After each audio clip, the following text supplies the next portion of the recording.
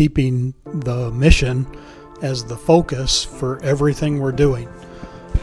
Because if we don't have that focus, then the mission is going to go by the wayside. In my personal life, I've been through some very difficult times, and while working here, I always had the support of my village family. So I always want them to remember you are responsible for another human being. And just remember, if I had a child living at the village, I would definitely want the excellent care that we provide. But let me tell you a little story. When I leave Michael at his home at the village on Sunday afternoon at about 4:30, that's usually when I take him back. I get him back into his house. I go back, I say goodbye to him, and I go back to my car. And there's a thought that comes to my mind, and the thought is, okay, Lord, I can die now because I know Michael will be cared for the rest of his life. Hard to find as many volunteers that we have there. I think we're right around 60 to 70 volunteers right now. I would say another thing is the cleanliness of it and how it's organized. We get I work at the register a lot, and so I hear from a lot of different people, and they like that we have it clean, we have it neat, we have it organized. They like the friendliness of the people and the helpfulness. That's what I would say. I am just gonna open it up to you. So do we have 2 or 3 hours here, Dakota? With me and you, we probably could talk for 2 to 3 hours. Welcome to the Bedrock.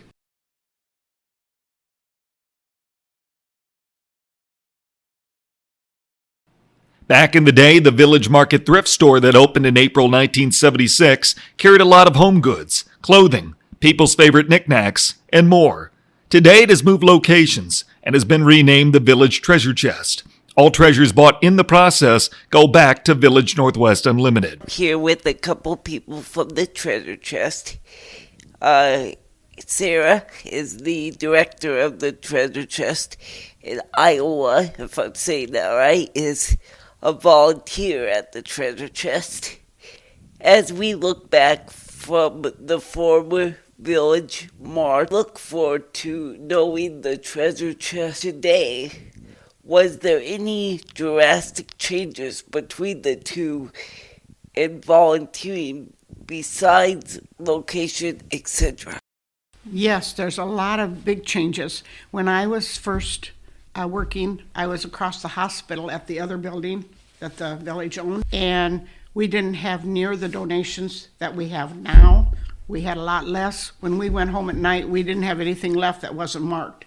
Everything was marked, and we only had people that came in that really, what do I want to say, were needy, instead of now people buy stuff because they enjoy it and they like it. And we didn't have near the space we have now, so it was different. Yeah, and that just kind of surprises me because you think you would see a lot more of that, like you said, that neediness today versus back then, because of just how things are today and the pricing of things and whatnot. So that's surprising to me, but I'm glad that we are still getting a whole lot of the influx donations you get today, like clothing, furniture, kitchen appliances, is how that it was back then, or did they have to voice it more back then at the Village Mart? Like, for example, like we take donations. Don't forget, we take donations, that type of. We did not get furniture in. At all? Well, we really didn't have the room for it. Okay. We really didn't have the room for it, so we really didn't get donations of furniture. People just did not donate because they had garage sales more. Oh, okay. Now people don't have garage sales as much, so they bring it to the village, and they found out that that's a good place to bring it. Yeah. And so we did not have the same type of things as we get now. Yeah. And so now we get a lot of furniture. Yes. And people want furniture. Yes. There's a demand for furniture. They come in and, do you have any furniture? You know. Yep. So, and we did not get a lot of kitchen appliances. Well, as appliances, we get a few little appliances, but nothing like we get now. Yeah. We get a lot more now. We get a lot more now. Well, today some people may say it is a higher economy to live off of. How do you guys keep your transparency, as we want to give you the best deals on stuff while still trying to raise money for Village Northwest Unlimited? Yeah, we always try to price it low and affordable, but still make money at the same time. I'm very consistent on pricing so that our customers know what to expect from us and know, like, for example, our throw pillows are all $3 or $4, so they know that they're going to get that price each time. We want them to be able to keep coming back for things that they need and know that we are a place where they can afford it. Some items, yes, I will mark up just a little bit more if it's a brand new item or if it's a rare find, and know that people will spend that. I will mark up a little, but not enough that it's going to match the competitor or go above the retail price either. We want to keep it still low and affordable for all of our customers. So, on average, for the listener that may be listening to this, on average, what is the percent that goes back to Village Northwest Unlimited when someone checks out? It is actually 100%. 100%. Yes. That's really good. Yes, absolutely. You guys think is one thing that sets Village Treasure Chest apart from any other thrift store? Well, for me, I would have to say we have a really, really fun atmosphere. There's always smiles there, there's always laughter there, and we really enjoy our time there. Can I say another one? It says one. Yeah. And I would say the volunteers. It is probably really hard to find as many volunteers that we have there. I think we're right around 60 to 70 volunteers right now. I would say another thing is the cleanliness of it and how it's organized. We get a lot of, I work at the register a lot, and so I hear from a lot of different people, and they like that we have it clean, we have it neat, we have it organized. They like the friendliness of the people and the helpfulness. Mm-hmm. That's what I would say from my perspective, from being a checkout lady. When I go in there, if there's something I'm looking for, I know exactly what aisle and where to look. Yeah, you know? absolutely. People like that consistency. Yeah. Mm-hmm. That's what I would say. And then, so now we're talking about, like how organized it is and stuff, and how can people, when are you guys open? When do you guys accept donations? Yes, our store hours are Monday through Thursday from 9 a.m. to 6 p.m. and Fridays and Saturdays from 9 a.m. to 4 p.m. And our donations are the exact same times. Being that it is the 50th anniversary when this is being recorded, do you guys have any stories or memories over the 50 years that you would like to share about being you? For me, I actually started at the coffee shop here at Fantasia. So that was about 10 years ago or so. So I was there, and that's a very memorable time during my life. I met some amazing people who I still stay connected with. So that would be one, just working there. And obviously, I would say all the staff and the people that I get to work with and I've met, I'd say that's a good memory that I have of being at the Village. How I met a lot of people, and I worked in school and retired from there after 30 years. So when I came here, I know a lot of the kids from school. Now they still come in and they still call me Mrs. Witzel. They still remember them, and I remember them because of school. But I also remember all the older people that I worked with when we were at the other store, and a lot of them have passed away. But there's still memories of them that I share, and how we did things then compared to now, because we didn't have the room that we have now. So the memories were way different in that store than they are this store. And they're all good memories, and I enjoy working with, and I've made a lot of friends working with the other volunteers. Well, thank you guys for what you do, and hope to see you in the treasure chest. Yes, we hope so too. We're glad to see you. Thank you. In one of the book pages we read for the project, it says this life does not have to be a dead end for those with disabilities, especially now that society has changed its attitude. For centuries, an institution in the old-fashioned sense of the word was a terrible place. Family members made a promise never to put away a loved one who had a mental or physical disability. If they did, they carried an unbearable guilt. Further down on the page, it mentions that things did change with more up-to-date facilities and much better staff came in, and a lot of facilities began to offer hope and opportunities, making patients rethink what was best for their loved ones. We have to remember this information is coming from a roughly 30 to 45-year-old book. I'm here with Lois Bartman now, the assistant HR person here at Village Northwest.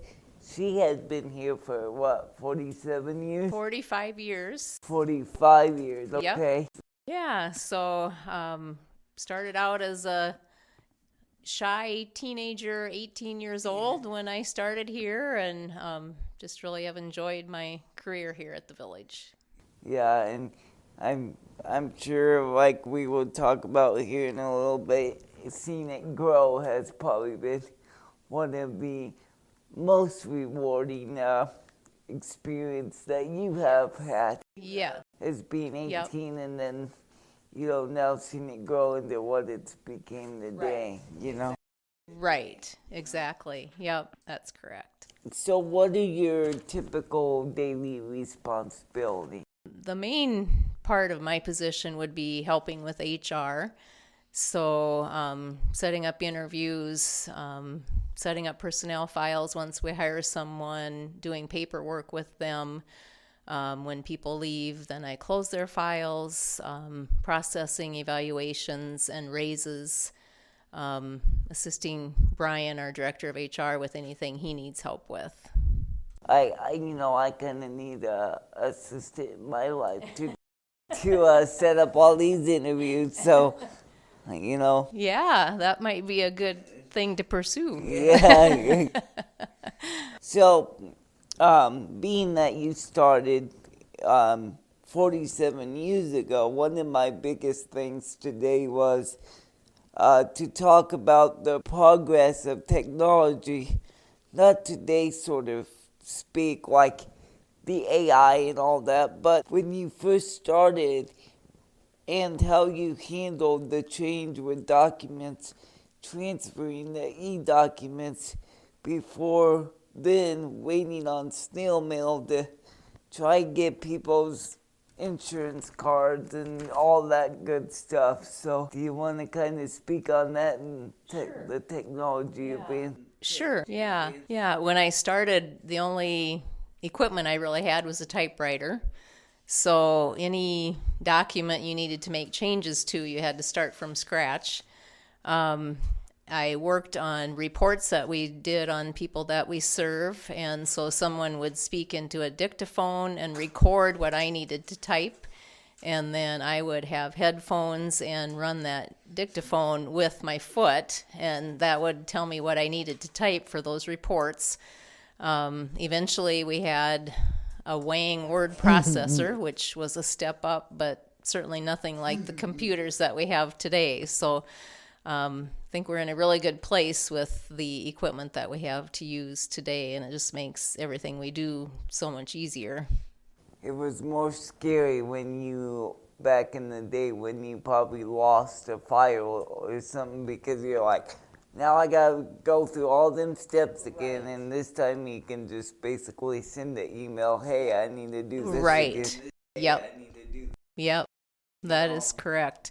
The other thing that changed is we used to have all our personnel files in paper form, and now we have them all scanned into the computer. So that makes things much easier also. Yeah. And I'm sure, I don't know, but I do know that you have to keep any I believe it's any medical files or anything on hand for 7 Correct. years. But man, I'm sure, and then you don't have to worry about storing all those, which I'm sure has been a plus to the village too, because it saves a lot of space that way. Right, correct, yeah. We keep needing fewer and fewer file cabinets for the paper files that we used to have, so that's a good thing. Yeah.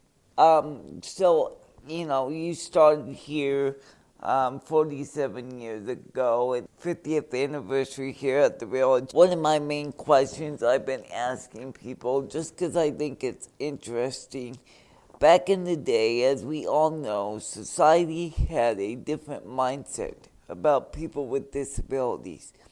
With that being said, why do you think that is? And what has made it change to what society believes today? Yeah, I think, over the years there's been strong advocates realizing the worth of those with disabilities, and now people recognize the full lives those with disabilities can have. Just for an example, we have a grandson who's 5 and has Down syndrome, and he just brings a lot of joy to our family and just always knows when someone needs a hug. I see that too, because I have a brother with autism, and he just, you can tell. I mean, they know they bring a lot of joy to a lot of people, and I think society is starting to come around, right, and listen to them, because sometimes they got wiser information that you can read into without, so. Right, that's very true. Yeah. So, how was it back in the day watching Village Northwest Unlimited still be open even after some national events but not limited to the recession back around 2007? Yeah, I think, I've always been thankful for the leadership we have had that has gotten through those tough times, and forward-thinking leaders who knew what Village Northwest needed to get to the next level. Yeah. I spoke with Barry too as well in this documentary, and he said in there that it's kind of the village way of trying to find a way around obstacles, and that's what first came around to my mind, is no matter what is going on, village has a way of trying to find a way around those obstacles and still providing services. So Yeah, which is so similar to what people with disabilities deal with, trying to find a way around those obstacles. Yeah. As we talk here today, seeing the village in its 50th year since its start, how has it evolved into what it is today, in your opinion? Well, in my time of being here, I've seen a lot of changes as far as physical changes to the facilities, the improvements we've made in the houses and the number of people that we serve in each of those houses, downsizing that. Also continued improvement to programs offered, opportunities to be out in the community and just live full lives. Yeah, and it's only getting stronger because a lot of organizations, a lot of nonprofits are also catching on and trying to start advocacy too behind that. So that's good, yeah. What would you like to see in the next 50 years at Village Northwest Unlimited? I think just continued improvement to services offered to those who have disabilities, allowing them to have the best life they possibly can. Yeah, and for, not just current residents, but future future residents too, each generation can leave a legacy behind, and that's my main mission, is to leave a legacy behind for future residents just like myself, or maybe even a little have a little bit more challenging life circumstances. Leave a legacy behind. That way they have something to build off. Anything else I did not touch on? Stories, memories? Yeah, I think, my favorite memories would be relationships formed with staff and people served here at the village. Those relationships will last my lifetime. I've worked with several different people who have been HR managers here at the village, and share some close relationships with those people when you're together every day. It's not surprising. In my personal life, I've been through some very difficult times, and while working here, I always had the support of my village family, so that's been a good thing. Yeah, it's nice to have people, praying through those tough times, as well as, as well as your family, but, church families and stuff, but as well as when you're, and you don't see this very often, but when your employer takes time to pray for those that they are, that they have hired to, as well as who they're serving, Yeah. I think that is something special that sets the village apart from possibly many organizations. You don't see that, Christian foundation much anymore. Right. Yeah, that's something I really appreciate about Village Northwest, is just having that prayerful support. I just want to say thank you for your time. I appreciate it. All right. Well, thank you, Dakota. Yep, thank you. By 1998, the annual expenditures of the village had grown, with a budget of $2.5 million in annual salaries for village staff, $125,000 in utilities, $140,000 for food, $60,000 for insurance, $80,000 for interest, and $48,000 for office supplies. Add to that the purchases of furniture, personal items, prescription drugs, telephone needs, visits to doctors, dentists, hairdressers, restaurants, motels, etc. These figures do not include construction costs, homes bought by staff, nor the increase in Sheldon's population with staff moving to Sheldon. In 1998, it was estimated that the Village Northwest could be credited for a $30 million annual economic impact for the Sheldon community. I am now here with Becky Anderson, the corporate trainer here at Village Northwest, and I'm happy to have you here. So, how many years have you been at the village? What is your current position? And then how many different positions have you had while working here at Village? Well, thank you for having me and giving me the opportunity to talk about Village Northwest. I have been here for 43 years. I started in 1982. So just a little bit of history. My family became a friendship family to a lady in 1977. So actually I have been involved with the village since 1977, but employed since 1982. And I have been in 5 different positions at the village here. So all different positions, from working the overnight shift, DSP, to residential advocate, residential leader, co-director for HCBS, and now corporate trainer. Oh wow, if I knew all that, I'm sure this list would be a whole lot longer. So, but yeah, out of all of those, I guess, what was your favorite position? They all have been, but right now, being a corporate trainer, I get to see all the new staff that start, get to spend time with them, and I'm in the houses, so this job really allows me to just expand throughout the whole village. So it's pretty cool.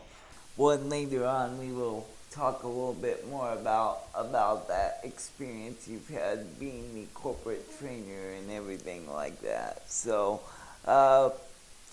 back in the day, though, as we all know, society has had a different mindset about people with disabilities. With that being said, why do you think that is, and what has made it change to what society believes today? So I had to think about this one a little bit, but I think I think society had a fear. They weren't quite sure. A lack of understanding of what a disability was, or how the individual could live a full life with a disability. I think way back when there was probably embarrassment for the families. A lot of individuals with disabilities never left the home. I think social status and economically was difficult. So those are just things that I thought of offhand. And I think changes were when people with disabilities started to advocate for themselves. Yeah. And I think we had other people, parents started to advocate. There were different government programs that started. The Civil Rights, Elementary and Secondary Ed Act, the ADA, disability rights. I think a lot of education started to happen. Technology has been wonderful, and of course I think our whole medical field has really assisted with changing the way society is today too. Well, and even with like X-raying and all that stuff, I mean it's changed over time, even, since I've been born, and it's just neat to see how it's all kind of progressed to what it is today. My next question for you is, I believe the village takes a unique approach in hiring people who have faced exceptional circumstances in life at various stages.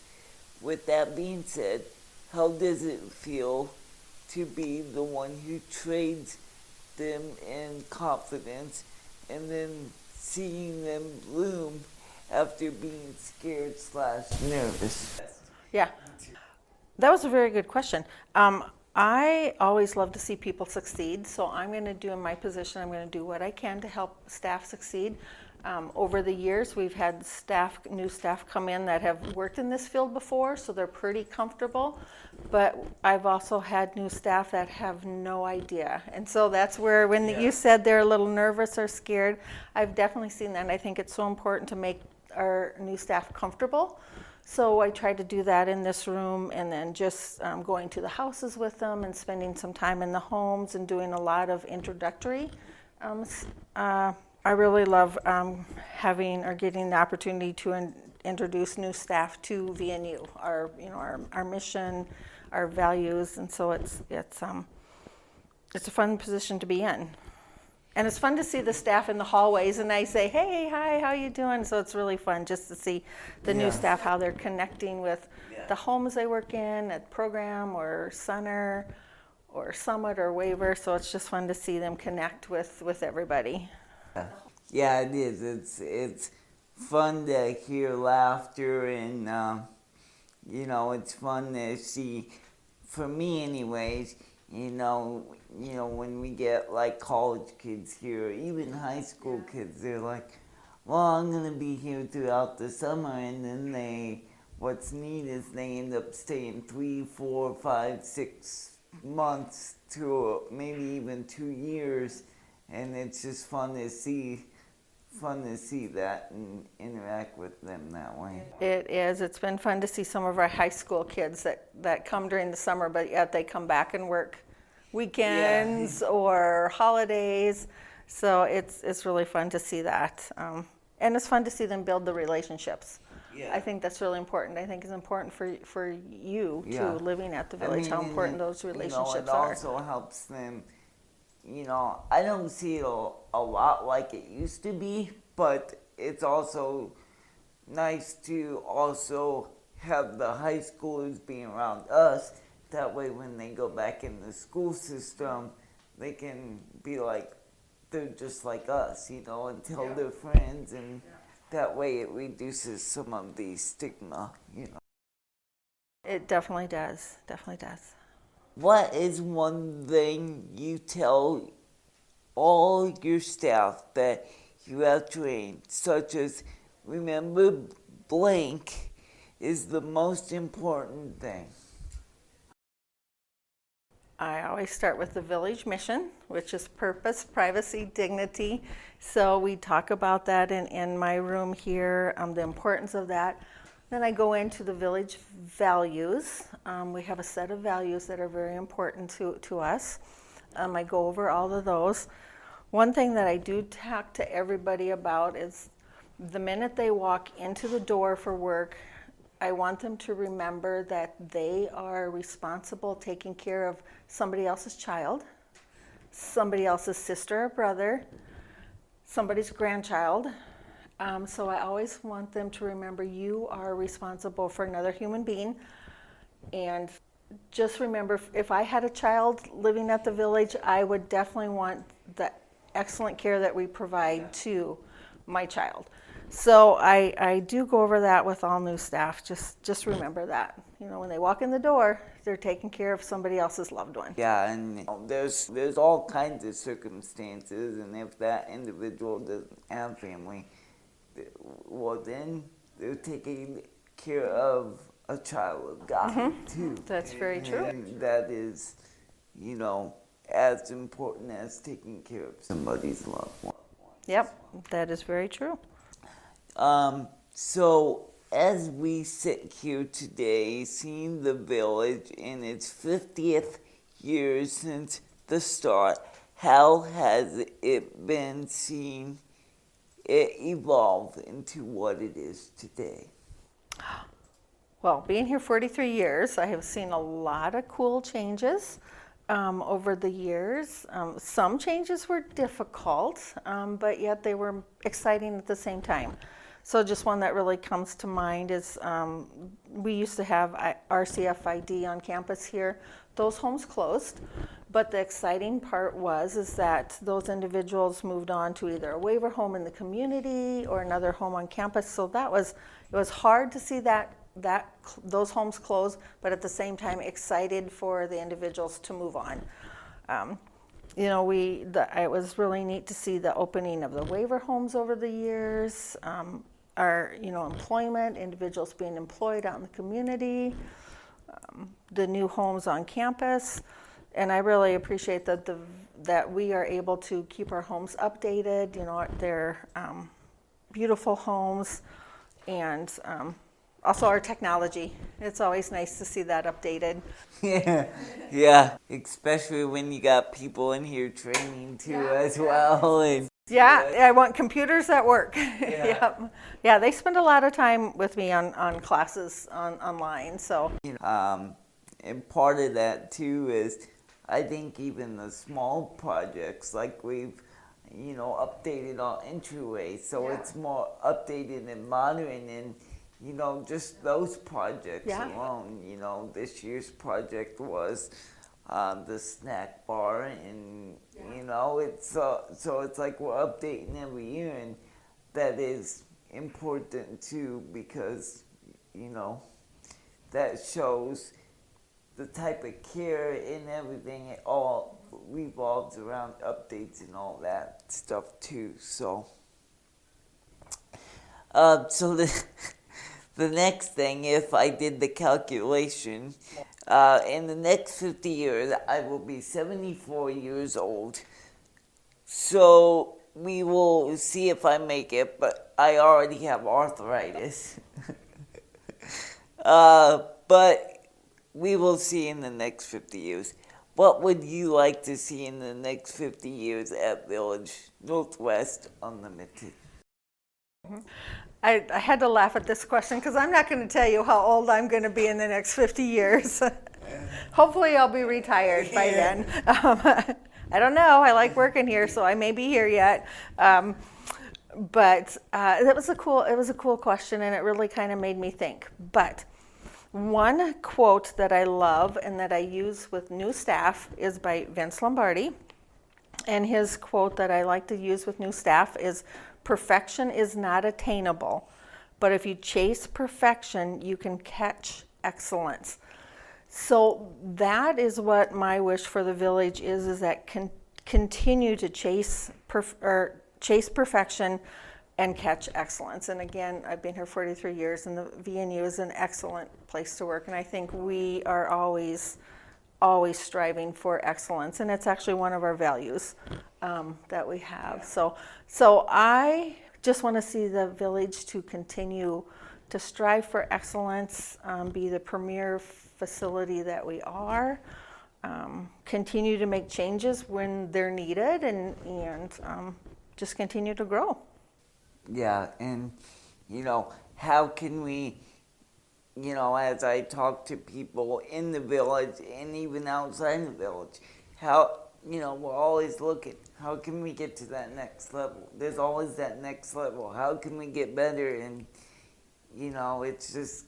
it's awesome to see that as a individual too that is receiving care, and as a mother, as a grandma, and so on and so forth. And so as a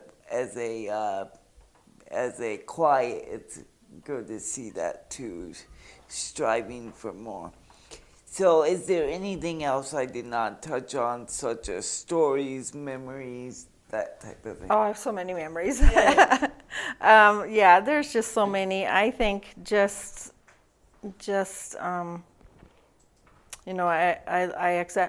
I love my job. It's building relationships that is really important. Over the years, I have built relationships with individuals who are no longer here, staff that are no longer here, but yet we still go way back when to Brown Cottage, way many years ago. We still get together as staff that worked together back then. So that is pretty cool, and it's really fun to reminisce about old times. But so again, tons of stories, but I guess my main one is that the VNU is a premier agency. Love working here, love the people. It's a great place to be, and I think VNU has also cared very well for our individuals, but also for staff. They do a wonderful job of recognizing staff and the importance of the direct support professional, and all entities of all staff that work here are a priority. And they actually just celebrated, as we're recording this, Direct Support Professional Week, I believe, as well. So yes, they did. Yeah. They do a wonderful job of honoring recognizing the direct support professionals. We just had a 50th dance that was amazing. That was so much fun. I got to be on that committee.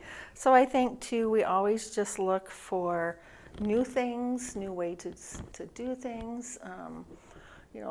We do pretty exciting vacations, day trips, a lot of opportunities I think that we provide for our individuals. So, and for staff. A lot of the daycations or vacations that you guys went on involved, the staff working with you guys, and I'm sure they liked them too as well. Yeah. It's a great opportunities. Well, again, thank you, and thank you for your time as well. Well, thanks for thinking of me, and it's just been, like I said, it's been a great 43 years. And more yet. Yeah, not ready to retire yet.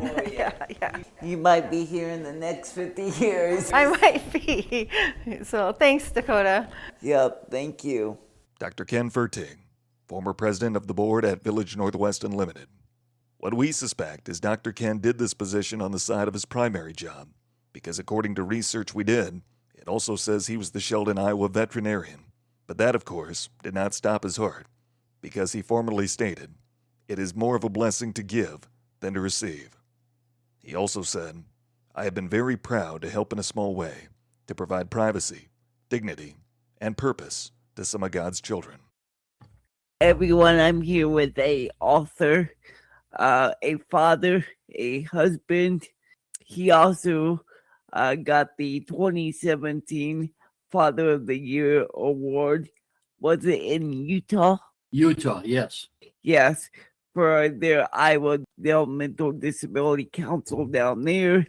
But his son Michael lives at Village Northwest as well now. So I've gotten to know Michael a little bit from living here at Village Northwest as well. But today I want to know from the parent perspective, when you first discovered Village Northwest Unlimited and took a tour, what were your initial impressions and emotions?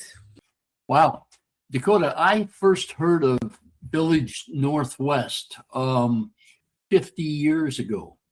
Okay. And just when it got started, I was living in Minnesota. We were with our family. And I got very involved with a client there.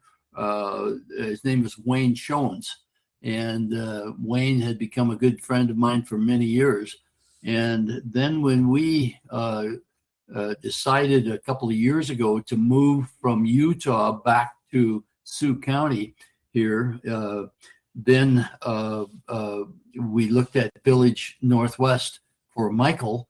And so that's really when I became very had an in-depth understanding of Village Northwest and was thoroughly impressed.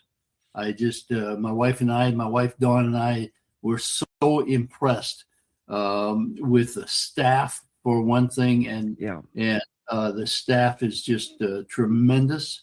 They're dedicated. We saw right away that Village Northwest would not just be a place where Michael could live and take part in the program, but it would become his home.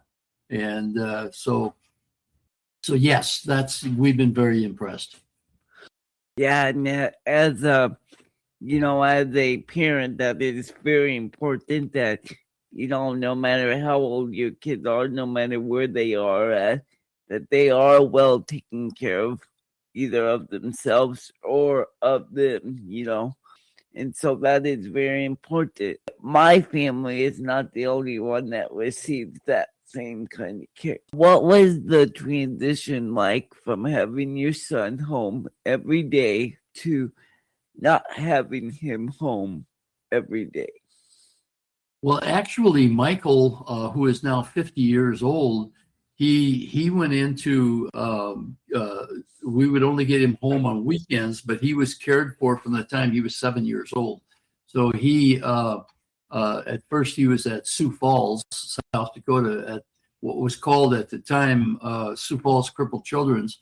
And he lived there for a number of years. And then later he transitioned to Hope Haven at Rock Valley. And but all this time, and then when we moved to Utah, I went there to pastor a church 23 years ago. Then Michael came with us, and he was in a facility in Utah, but he has always come home on weekends.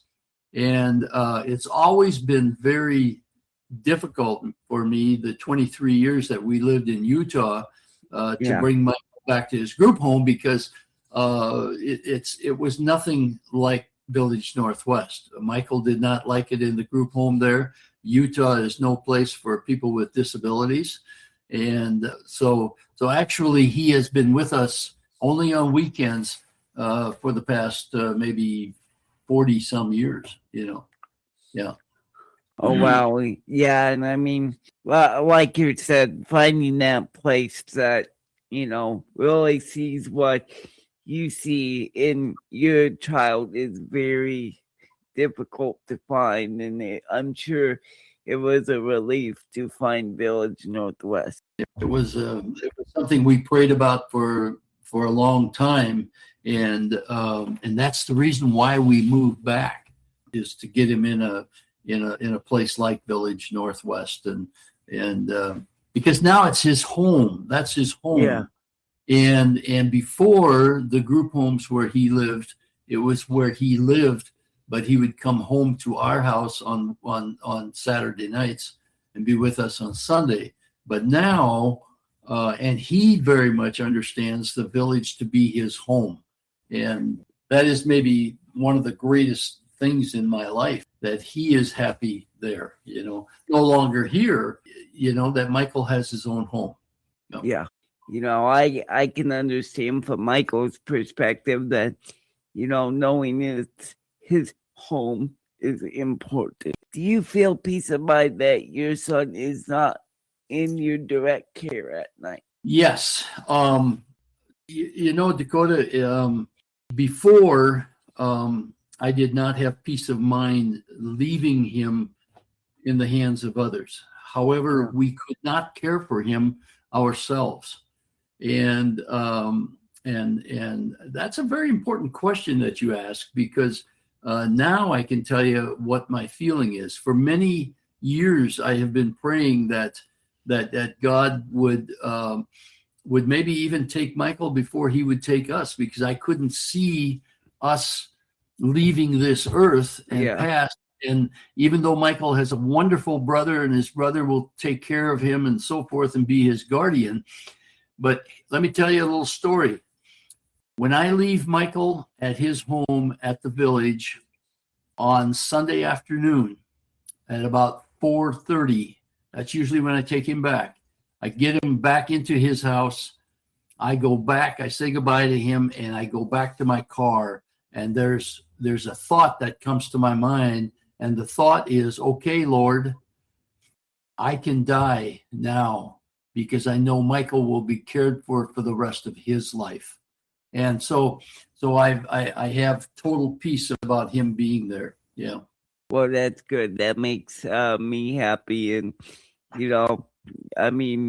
there's all kinds of circumstances and, just like that, what do you do when a parent is no longer here? You want your kid to be taken care of when that time comes. And the staff at Village Northwest and the direction that they go, they understand, we use the term clients, but it's their home. It's their home. And I think the whole plan of Village Northwest is to have a place that people can call their own, Yeah. With that being said, and has your son's life bloomed at Village Northwest? Oh, yeah. He's blossomed. We just had our annual meeting with the staff, and Michael is nonverbal, but he expresses himself in his eyes and his smile and his actions. I always say that I'm bilingual. I speak and understand the English language, and I understand Michael's language. And so in the questions that staff brings about as far as his future and, things like daily activities and health and all that, Michael is just smiling all the way through it. And so Michael knows that he's being cared for. And I might add, the staff sees him as a creation of God, just as I'm seen as a creation of God, and the rest of us.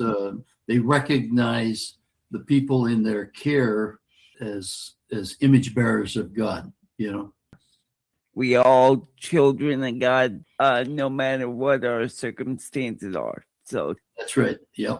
What does the Village Christian Foundation mean to your family? Well, our family, we are born again Christians, and we believe that we're here to carry out the Lord's plan for our lives. And so what does that mean as far as Michael being at the village?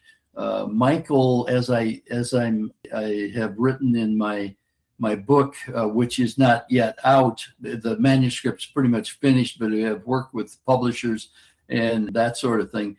But what I bring out is that I believe that God has a plan for Michael's life of how to minister as well where he is placed, And even though he can't speak, many people have told us over the past years, and Michael is now 50, that Michael has spoken to them in ways he doesn't use words, but he has been very influential in their lives. As well as one of my favorite things about Michael when he first moved here, and I always tell people this when I go and advocate on a state level and stuff, is when I first met Mike, he would always sign ball. You know, he would always sign he wants to play ball. And Yeah. I just thought that was so like eye-opening, because I'm like, he proves my point every day that he's got a voice too. He just uses it differently. Yes. And that, so all these people also, they minister to clients too as well. And so Wow. I just thought I would share that with you, because that was very like eye-opening that he proves my point every day. Wow. Well, no, Dakota, that's so good as a parent for me to hear that. He communicates not only with everyone that lives there, but he ministers to them, and he's a blessing to them, you know? Yeah. Yeah. What's something you would like to see the village endeavor, maybe in the next 50 years? If not 50, you can break it down into the next 10 to 15. One of the things I would like to see, and I'm not sure, maybe it could come from the village, but I would really like to see churches in the Sheldon area and surrounding area include people with special needs. I would like to see, I dream of the day that churches will have a van, or people in their churches come to the village and pick up clients from the village and take them to their worship service. And I think that the churches are missing out, because I think they don't understand that people with special needs from the village have a lot to offer in their congregation. And the Lord, it was very interesting. It recorded in the book of Matthew, I think it's chapter 11, when John the Baptist was in prison, and he sent his people to go to Jesus with one question. And that question was, are you truly the Messiah? And Jesus answered that question. He had to prove that he was the Messiah. And he proved it in one sentence. He said, go tell John, basically, that the needs of people with special needs, people with disabilities, those needs are being taken care of. Now, if Jesus proves that he is the Messiah by taking care of the needs of people with disabilities, then shouldn't that be the rally call for the church? You know, and so that would be my dream. That's my prayer, that the churches will practice inclusion and include people with special needs. And maybe the village could help promote that. But so far, I'm praying that, and that the Holy Spirit will work in the hearts of the church leaders of the communities. That is actually a really good response. I really like that. I think churches are trying to get better at that, not just here, but all over. That's right. Yep. But it's, it takes time, and it takes people wanting to change too, So the ministry of Johnny Erickson Tata, Johnny and Friends, they have a large part of their ministry just working with churches, helping churches to develop programs so they will include people with special needs. And that you can look that up. Anyone listening, they can look up their contact information at Johnny and Friends, and they have a whole division in that ministry that work with churches. Oh, wow. Yeah. Yeah, that's really cool. I will make sure I link their ministry down in the documentary show notes. I really appreciate that, Dakota. I really appreciate that. Yeah, thank you. Yeah, you're welcome. And thank you for that suggestion. I really like that. Anything else I did not touch on that you would like to touch on otherwise? Oh, I just want to encourage you, Dakota. You have a wonderful ministry there, and I'm sure that you have challenges, but be encouraged. Be encouraged. You're about the Lord's work, and that's good. Well, thank you, and I definitely needed to hear that. So thank you. I appreciate that. Dakota, that's very close to the heart of God. Yep. Thank you. Thank you. I just want to thank you again for being on this documentary today, and I hope to have more talks with you in the future, and good luck on the book you're preparing to be released here shortly, as you mentioned, and I will look forward to talking to you soon. Sure. Okay. Thanks, Dakota. Yep. Thank you. None of us would be here today without the vision of Bob Hogeveen. I see up here purpose, privacy, and dignity. And she pulled the Bible out. And she got down to the point of saying, well, then when Christ was speaking, he said, he separated the people, some on the left and some on the right. And he said, those on the right are my people. You join me. And they said, well, why? And that was sort of intriguing to me because they didn't know why they were on the right side. And then he said, because when I was lonely, you came to see me. When I was a stranger, you came to visit. When I was hungry, you fed me. When I was out clothed, you clothed me. When I was in prison, you came to visit. But they said, Christ, we never saw you. She read Matthew 25:40. Inasmuch as you do to the least of these, you do unto me. And that night, unanimously said, that's who we are. I am here with Bob Hogeveen. I'm really honored to be interviewing him today for this part of the documentary. He has really inspired me just in the little time in the program we had a couple months ago. And I'm very honored to have you today. And thank you for allowing me to interview you. Well, you're very, very welcome. Let's see what we have.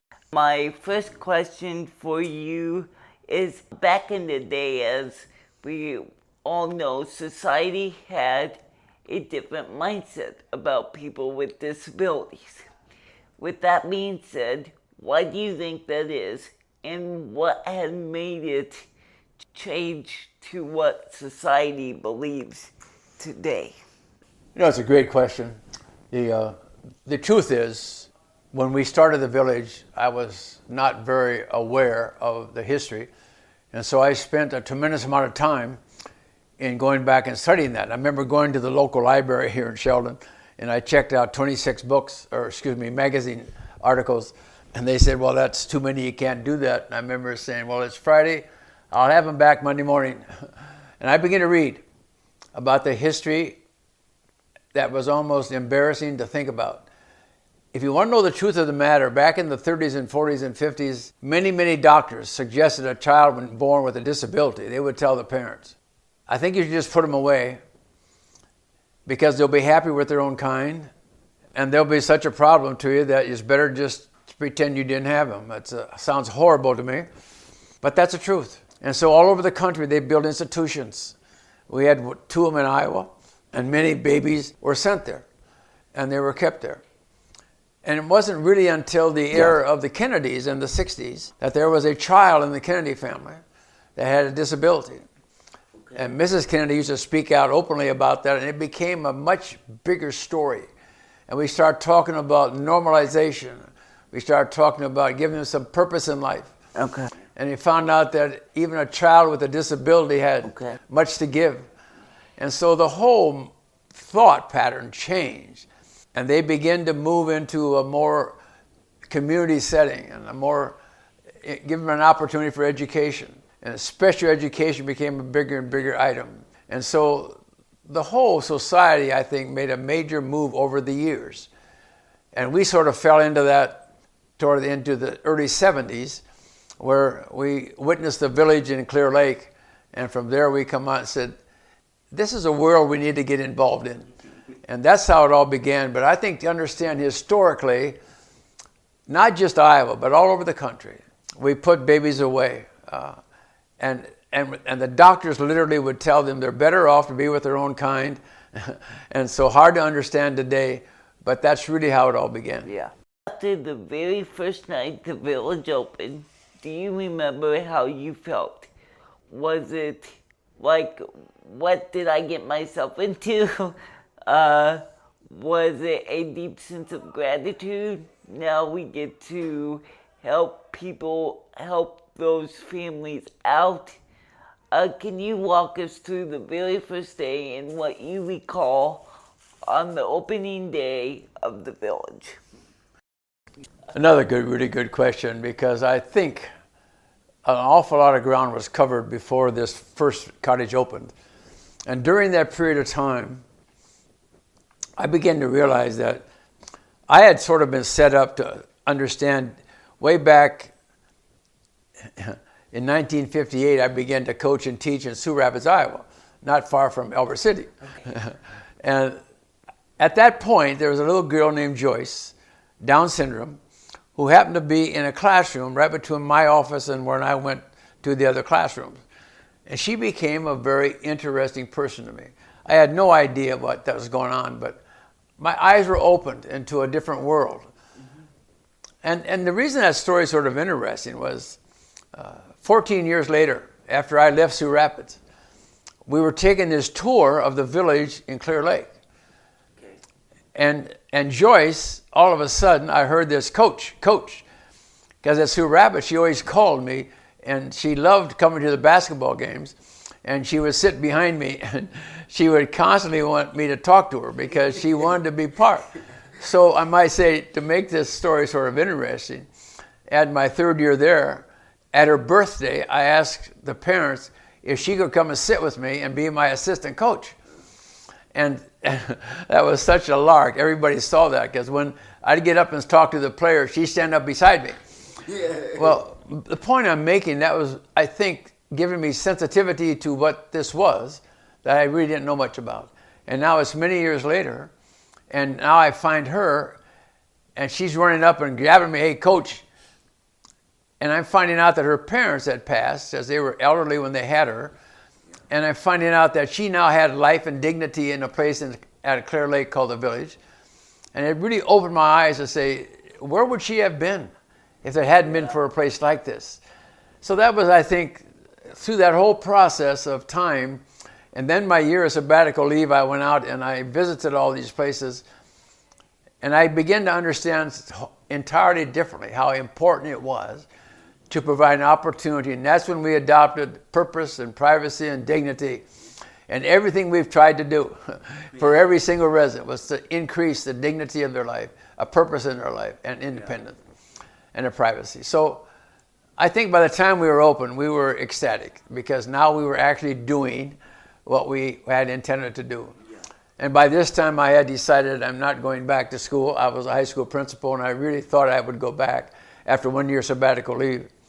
But I decided not to do that because I felt so ingrained to be here and to observe this, and that was the beginning. So the opening day was fantastic, and I think everybody was on board. It was a great time.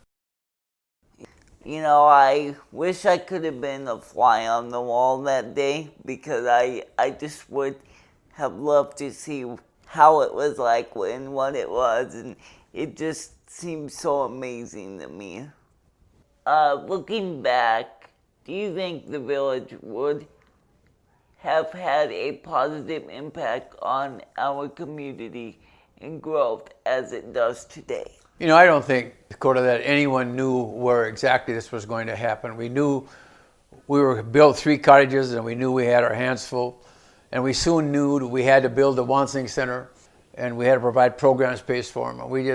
And we learned as we grew. And then the whole community got involved, because we had all of our residents getting their haircuts downtown, going and shopping downtown. And so they were integrated. And the church has become very involved. And so as we expanded from 20 and 30 and 40 and 100, 150 people, this got bigger and bigger and bigger. So I think the growth was slow and prosperous, but it really did wrap around all phases of the community, from the business downtown to the churches in town, to the theater downtown, to all that's going on. And so I think it was a slow process of growing, but did we know this was going to happen exactly? No. but I think we approached it correctly, and it became very much a community program. Okay, so now for the rest of the interview, I am just going to open it up to you. So do we have 2 or 3 hours here, Dakota? No. With me and you, we probably could talk for 2 to 3 hours, But let me do this piece about that. I've been retired now for 26 years. So besides being here 25 years, it's 50 years, as you know. It's a celebration. But what really strikes me lately, I'm thinking about, there are 3 people, I think, that deserve recognition. And they happen to be 3 people with a disability. One was this Joyce I told you about that really sensitized me. And I saw her for 4 years and saw her every day in school. But then when I realized that later she had a life of dignity living at the other village, that say, what would have happened to her if someplace like that wasn't present? And then the reason the land is here, the village is located here, is when it hit the papers that this project was underway, I got this phone call from the gentleman, and he said, I wanted to talk to me. And so he was playing cards down at the Eagles Club. And so we went to see him, and he said, will this help Billy McAlpine? And Billy was one of our great residents in town, had a disability, and everybody loved Billy. And he said, I said, absolutely, that's what it's about. So he said, how many acres do you need? And he said, 35 to 40. And he said, you got them. And that's how we were here. But without Billy, I'm not sure that would have happened. And then I think the most powerful thing that happened to me was truly trying to understand this. I needed to go visit the institutions. Yeah. This is how we were. So I went to Glenwood, and then I went to Woodward. And the gentleman at Woodward was very kind that he offered to show me where the people all were living. And I had been in the Marine Corps, and I had seen some tough stuff, but I never saw anything that upset me so bad as that. Yeah. And we went out to one floor, 21 guys, 21 beds right beside each other in the back of the room, open latrines behind them, and they were doing nothing but just sitting. And there was a television up high, and it was just snow, nothing happening. So I began to ask them questions. I said, well, why do you have that television on? Well, it doesn't matter. They don't know what's going on. It's just something they can look at. And then over in the corner was a young man that I knew came from Sheldon, Iowa. I had only heard about him. I had had his brothers in high school and as a school principal. And so I said to him, do you know his name? And he gave me his name, and I said, oh, that's who. So I said to him as a staff member, well, what do you do with him? And then he said this famous quote, well, I'll bounce the ball to him once in a while. Yeah. That's it. And so it hit me so hard about there's no privacy, there's no dignity, there's no purpose for any of these. And it was floor after floor after floor of these 21. And I got in the car that day, and it just was a ringing declaration to me saying, do something about this, do something about this. So driving home, I declared, okay, I'm not going to go back to school, which I intended to do. I always joke about this because when I got home, we had 4 little children all in grade school. And I didn't tell my wife because she thought I was going to go back to school after a year. And then it was about maybe 3, 4, 5 weeks later, and she looked at me, she said, you're not going back, are you? And I said, I just can't do it. I cannot go back. And so that was the real culmination for me to go full time and go after this thing as hard as we could. And that's when we began to get really, really involved in really deciding what does it mean to give purpose and privacy and dignity to human beings. Yeah. And then I had an experience. I won't use names here, but we had a young man who came here who was very bright, but very, very disabled with cerebral palsy. And the long story was I was asked to go visit with him in a nursing home. And I went to find him, and he was sharing a room with somebody else. And I couldn't believe that how bright he was and capable, but he was in a wheelchair. He's never walked a day in his life. He'd never been to school in his life. But Grandma taught him. And she got help, and she taught him the scriptures and the Bible, and he became a powerful Christian young man. And she taught him how to read and write and how to type, and got him an old typewriter, and he would type. And he just begged me to have him come and live here. And I looked at this, and there's no privacy here. He has no purpose, no dignity. So we brought him here, and he became, and we got him an IBM electric typewriter, and we got him set up, and he started writing. So I hired him as a resident counselor, as a consultant. And so we got him a desk and a typewriter. We had a young social worker who was from the college called and said, would you be interested in talking to her? She's has had a brittle bone disease. She's had 58 broken bones in her lifetime. She was not very big, and she was laying in a wheelchair, but she was extremely bright, and she was a qualified social worker. She came to work for us. And out of that, the two of them became friends, which was really interesting. They ate lunch together, getting friends. And one day, he came in and he said, Bob, we'd like your permission. We're talking about getting married. And I said, whoa. Say that again. He said, I want to get permission. I said, you've been here a couple years. We've given you every chance to be an independent young person. So say that again. Well, he said, I guess I don't need your permission, do I? I said, no. He said, will you support us? I said, absolutely. Tell me what we can do. The long story is that happened. And they moved into our apartments complex, and they had staff. And then they came the day they wanted to buy their own house. And they did that. And our guys helped them put a ramp in the house, and there were two of them in wheelchairs. And they were married, and they both had employment. And then the day came, and here's my point about dignity. He came to my front office right out here, and he said, Bob, and he got excited, and he has a wheelchair, and he was bringing, and he threw a paper on my desk, and he said, look at that. I said, what is that? He said, it's my light bill. He said, Bob, I paid it. I paid my own light bill. And that hit me like a thunderbrick saying, all he's done, purpose in life, a job, a marriage, and a house, but to pay his own light bill, the dignity that he never had before. And that became so important to us to talk about this in all relevance, all the things that we're doing, try to give people certainly some privacy, why they all have their private rooms, and you give them a purpose, trying to get them employment, trying to get them jobs, keep them busy, therapy. But the real point was, how do we enhance dignity? Important to everybody. But the fact that this gentleman became not only a close friend, and he was actually employed by us, extremely disabled, but what got him the best part of his life was paying his light bill himself. And he didn't have to get someone else to do it.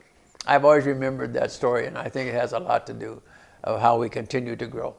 You know, a lot of people, when bills come, they're like, oh, bill pay month or bill pay week or, you know, something like that. But, you know, people with disabilities, just like that one, you know, it reminds me that people with disabilities, as much as this may sound kind of funny, they like paying their own bills. They like doing that stuff. And, you know, I totally agree with that story. And you know, I don't think it ever ends, Dakota, and the longer you watch this, the longer you see that you can always do better.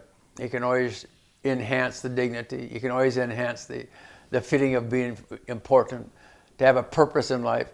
But you know something else? I'm 90 years old, okay? That's still important. I mean, that's not just for people with disabilities. And I have a lot of friends that struggle being able to do all that. And so how do you maintain yourself so that you can continue all your life, have the dignity of paying your own bills, you know, have a purpose in life, that you can offer something to somebody, and have privacy in the way you want to live? So it doesn't really change. You don't have to be disabled to understand the value of that.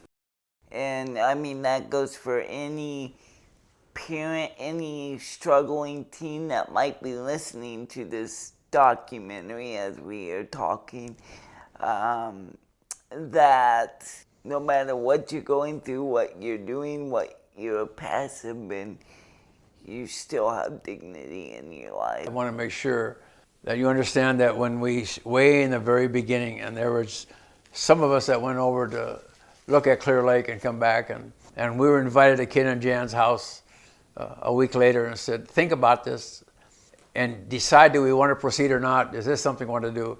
And that night, Jan Fertig opened her Bible and said, Ken and I have discussed this, and we really want to see it proceed. But if we go, it's not for economic development. And she read Matthew 25 and basically said, inasmuch you do the least of them, you do unto me. That's going to be our motive. That's going to be what drives us. And she was dead right. And I think we've lived with that ever since. That's really our motivation. Yeah, and I truly do agree with that. You know, we are a Christian organization, and that's where our drive comes from. And there are other organizations, whether it's a care facility or not, that have a Christian mission, but they don't follow it. And so then it's like they're not sticking to what they say. And so I think that's what makes the village is they mean what they say. And, you know, it makes us purpose, privacy, and dignity mission driven. And that's what got us this far.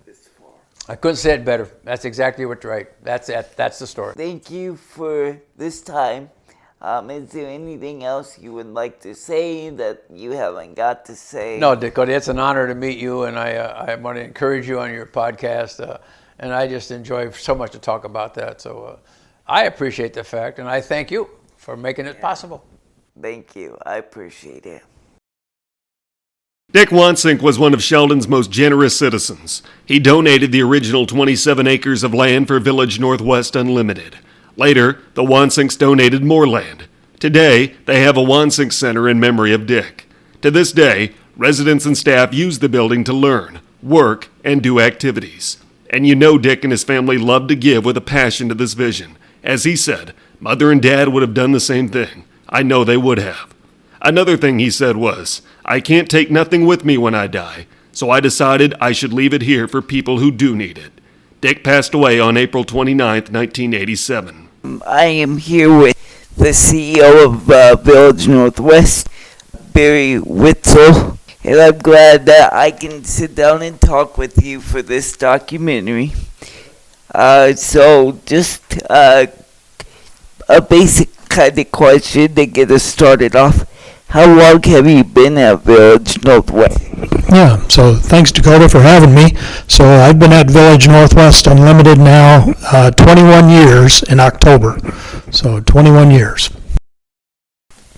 21 years, and I'm sure you've seen a lot of things change within that 21 years. You know, we have seen a lot of changes, but 21 years is a lot of time, too. So you see a lot of changes over, almost over 2 decades. But, some of the things that we've seen, Dakota, I mean, you've seen as you've come to the village, the new homes that we have here on campus. We have 6 new homes, and all the homes now on campus have been remodeled in the last 21 years. The new homes are, smaller homes. When the village first started, the homes that were original to the village each had 16 residents. Oh, wow. So they were big homes, and they were crowded homes. Yeah. By the time I got to the village, the homes that were on campus were all 12-person homes. And of course now they're down to 6-person homes. Everybody has their own private half bath. They have their own, they had their own private bath or bedrooms before. Yeah. But now everybody has their own bedroom, their own private half bath, and of course most of the homes, especially the new homes, they all have the track system in the ceiling to safely transfer residents and allow staff to be safe as well. Yeah, yeah. And then the other thing you've seen is down at the Summit building, that used to be called Northwest Enterprises, and it used to be the sheltered workshop for the village. Yeah. And so when sheltered workshop, those opportunities for employment in that setting went away. So then we had to find a way to still continue to give purpose, privacy, and dignity to people, and that's when we started developing our day programs, which have a focus on education. It's a balanced curriculum that we have for all of the programs, even the ones here at the center. but then also finding a way to get them integrated into the community, because that's one of the funding requirement rules for home and community-based services, which funds all of the services out in the community. So lots of changes over the years. Yeah. And then we've had businesses that we've started and then eventually closed when we couldn't do sheltered workshop anymore, like Fantasia, so that was kind of too bad. And we used to have What a Stitch, and we sold that. So there's been a lot of changes over the past 21 years, but, with any kind of change, there's always uncertainty. But one of the great things about the village, it's the village mystique. We find a way to still continue to provide the mission of the village. Yeah, and that's the important part, because not every company that offers these services like we do carry that same mission through. So yeah, it's the bedrock of the village. I mean, it's been the same mission statement: purpose, privacy, and dignity for all people since the village was founded 50 years ago. So, I mean, it is the bedrock, literally and figuratively, on which the village has been built. So I guess that kind of goes into question 2 a little bit, is what is it like watching the village develop over the years to where it is today? As you look back, you see all the things that have happened, but when you're in the moment, you're just kind of, taking each moment at a time and saying, all right, what do we want to accomplish in the next 3 years, in the next 5 years? Yeah. And then, like the first 2 6-person homes are now 10 years old. So they're a decade old already. Yeah. And it's kind of like, wow, time has really flown by in that period of time. And so, it's rewarding to look back, but one of the things we talk about as leaders at the village is we can always look back on past accomplishments, but that doesn't move the ship forward. Yeah. We need to be looking out the front windshield instead of looking out the side and the back mirrors, because we want to keep the village on the cutting edge as a premier provider of services to people with disabilities. Yeah. So while we can look back, we want to concentrate on looking forward and driving the bus, driving the ship, whatever you want to call it, forward, and not concentrating on past success. We want to focus on future success. Yeah, and I think that's always kind of like, what can we do better? How can we make things better? And I've heard that when doing these interviews, I've heard that as, how can we get to the next level? Always looking forward instead of back. So Exactly. as the CEO, what has been your great accomplishment, but your greatest challenge? Well, I think the greatest accomplishment is probably a number of things. First of all, keeping the mission as the focus for everything we're doing. Because if we don't have that focus, then the mission is going to go by the wayside. And that's what we want to use to focus on what we're going to do for the future. So I think keeping the mission as the focus is probably one of the greatest accomplishments. But then, we've done a lot of great things, with the remodeling of the homes, designing the new homes, building those. We built 4 of them between 2015 and 2016. Then when COVID hit, we were actually at the point of wrapping up a capital campaign for $3.5 million to build homes 360 and 361. Well, then COVID hit, and we're like, okay, can we still continue to build with COVID and the quarantining? So we had to work with the builder, Pop Masikma, and their crew on them kind of being over on the west side of campus and keeping all of our residents and staff separated from them so that we could still continue building and making sure Pop Masikma and their crews were comfortable being on campus when we're kind of, I'll say, kind of under quasi-quarantine at times. But getting all those homes built, the house you live in, 366, getting that remodeled, and then remodeling House 362, which is a community-based home that's on campus. And we've been able to get all those remodeled, new homes built, and we haven't taken on any debt in order to do that. Oh, wow. And then we've built the treasure chest, and that has just exploded. People love the treasure chest, and they contribute their nice used stuff to the treasure chest, and it gives us the opportunity then to sell it at reasonable prices to people, and especially today when people are kind of struggling with, costs and inflation and rising costs, we can sell them good used clothing or merchandise at a reasonable price. So they benefit, we benefit, and we take those dollars and put them back into the village, so that the village can continue to be that premier provider and provide some of the services that we do. So. Well, yeah, and that's, for future projects too. That's how you come away debt-free from all the major projects. So between that and, our fundraising that we do and our fundraising events, those are kind of the catalyst for how we do capital projects, because with Medicaid funding the way it is, it doesn't have sufficient reimbursement for us to do capital improvements, but also pay our staff at the level that we want to pay them. So it's always, as the CEO, kind of a balancing act of trying to move things forward, do capital projects, but also, take care of the people that provide the hands-on care. Because, without the people, it wouldn't go on, So. I mean, they're the most important asset that the village has, and a lot of businesses say that, our staff's the most important, it's our biggest asset.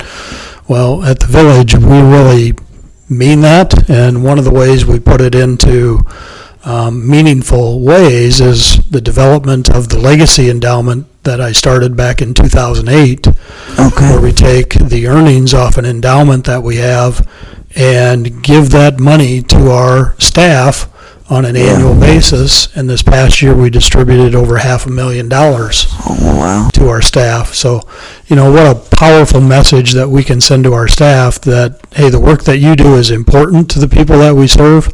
But it's important to us as an organization that you're here and we value what you do.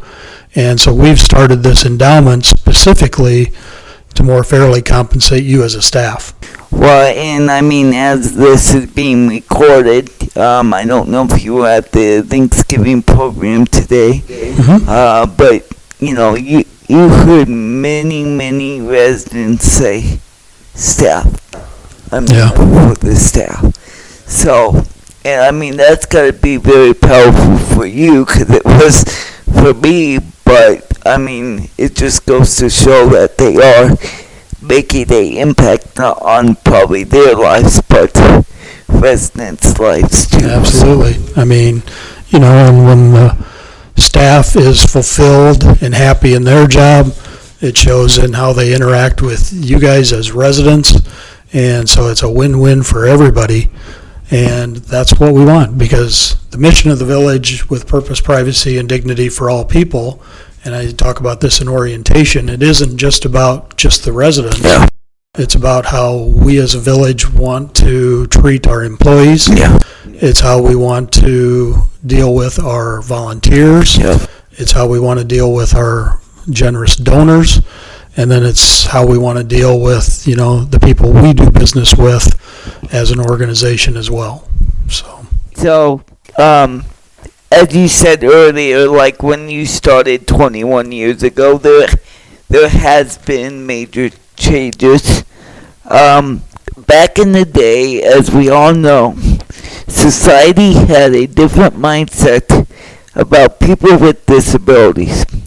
With that being said, why do you think that is, and what has made it change to what society believes today?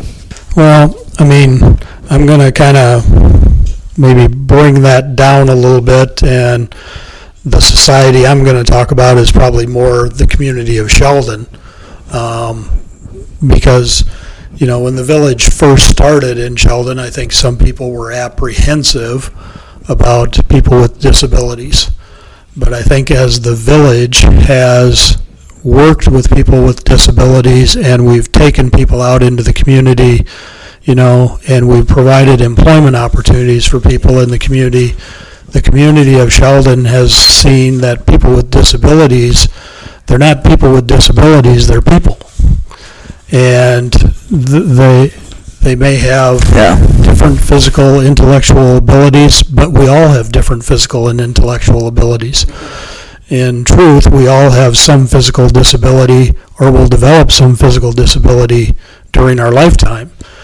And so I think the community of Sheldon has come to embrace the village and the people that we serve as people of the community of Sheldon. And I'll have people now call me to say, hey, mom and dad are going to be moving to the nursing home, or mom's moving to the nursing home, dad's moving, would the village like to buy their home in the Sheldon community to turn it into a waiver home? Because the community has seen that, our people living in the community, they're good neighbors, they're active in the community, just like our people on campus are active in the community as well. People see that, hey, these people are out in the community doing all the things that we like to enjoy as other members of the community by going out to eat, going to movies, going to plays, going to sporting events, going to church. They have jobs just like you and I do. So I think the community of Sheldon has come to see people with disabilities as just people. And for a listener out there, that doesn't just go for the people who live in the community. That goes for the people who live on campus as well. They get out and they do those exact same things. So, exactly. The village, some may say, has been a blessing to the community over these 50 years. I assume that is very rewarding to hear, but why do you think some people say this?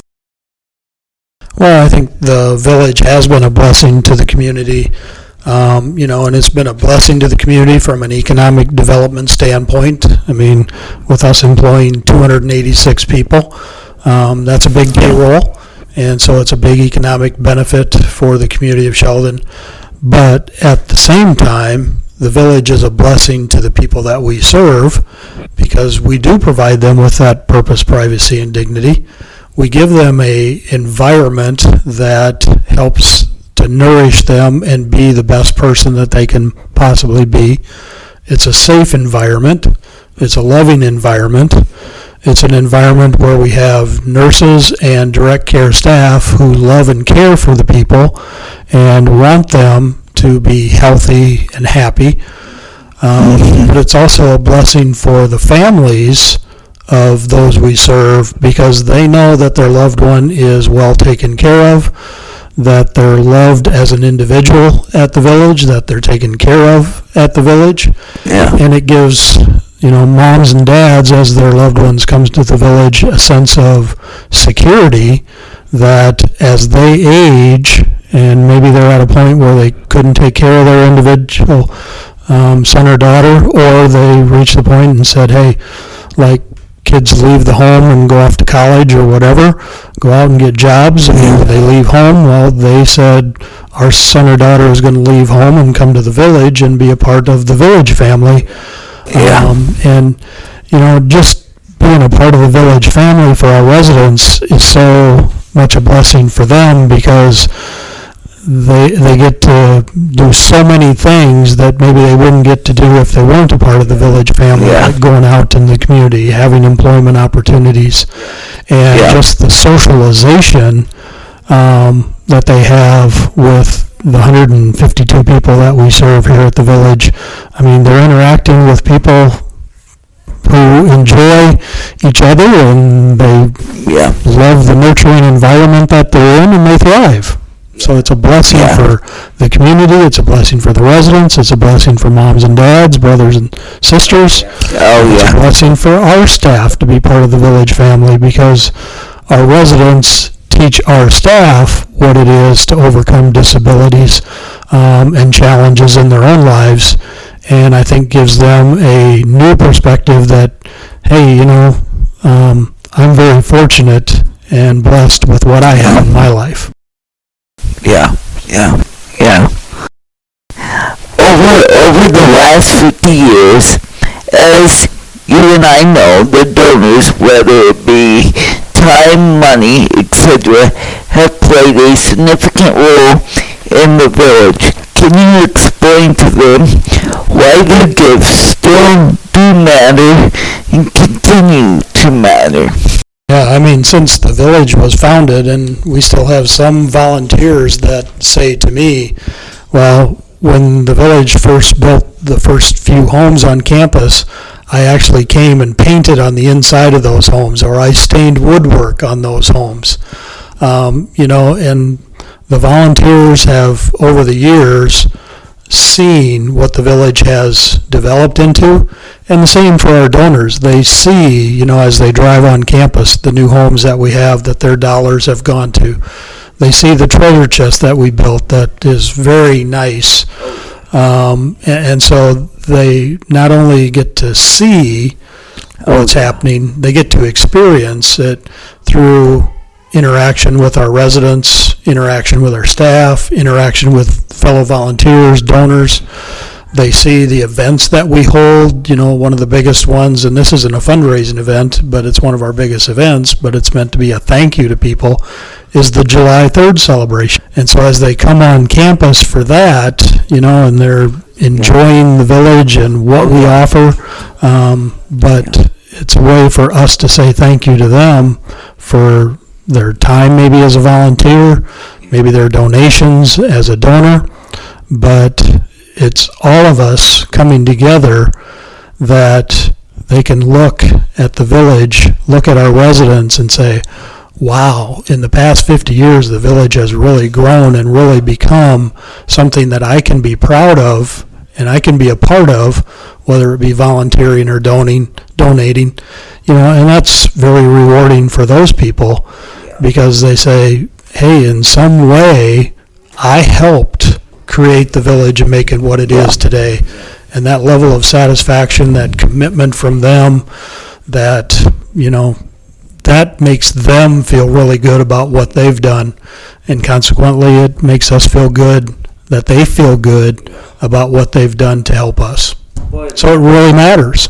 Yeah, not only are they helping residents, they're not only helping staff, but they're helping college students too, in our local community, get a experience that I don't think they would get anywhere else too.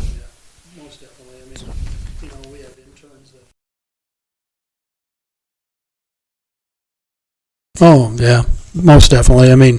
We have interns that come from the local colleges. In fact, I think tonight we're doing something for ambulance teams as far as responding to calls for people with disabilities. So it's really been a benefit for so many people and so many organizations to have Village Northwest located here in Northwest Iowa. So now, as you said, your main mission is to keep the bus moving forward, looking forward to the future. Now, what is something you would like the village to endeavor in the next 50 years? Well, that's a tough question in the next 50 years. But let's just say in the next maybe 5 to 10 years. I think the village has an opportunity. We have people coming to us through the admission process saying, hey, I'd like to become part of the village family and have my son or daughter come to the village. And right now we're at capacity. And so we're probably not going to build any more new homes on campus under that license. But I think we'll probably have to look at expanding our community-based programs in the future. Yeah, and I mean we are also a growing community too. So yeah. Anything else? Any memories? Stories? Well, I think when we're dealing with human beings, there's always stories. It's just fun. One of the things we do at the village is we'll have an anniversary with a staff person, celebrating a special anniversary. And we as leadership cabinet will take them out for breakfast in the morning. And then we get the privilege of hearing their stories of their interactions and their memories with the residents. But even as the CEO, I develop memories with our residents from interacting with them on a daily basis. Some of them are funny stories, some of them are sad stories. Some of them are stories of courage, some of them are stories of sadness. But it's a privilege for us as staff to be a part in a really meaningful way of the life of someone that we serve as a resident. And then I get the privilege of also hearing from their relatives, whether it be moms or dads, about how much they appreciate what the village has done for their family and their loved one who's here at the village. Yeah, and that's, I've heard many times that, parents now get to sleep at night knowing that their kid is well taken care of, and they don't have to worry about whether they're being taken care of or not, Well, I thank you for this interview. Yeah, thanks, Dakota. Appreciate you having me. Yeah. And thanks for being part of the 50th anniversary committee as well. Yeah, you bet. Thank you. All right, thanks. Former CEO and founder Bob Hogeveen once said, "The village must never lose its mission of being unlimited in its desire to provide purpose, privacy, and dignity to all those we serve." There were 3 crucial steps to ensure this would happen. 1. Leadership must always promote a value system for the village that is in harmony with the teachings of Jesus Christ. 2. The desire to provide the best programs for all residents is essential, including the recognition by peer agencies of that truth. 3. An endowment program adequate to pay up to 20% of all expenditures. Bob also said, "When we stay in tune with the teachings of Christ, provide programs for those better than anyone else, and do that for costs less to the taxpayer, the future of the village is secure."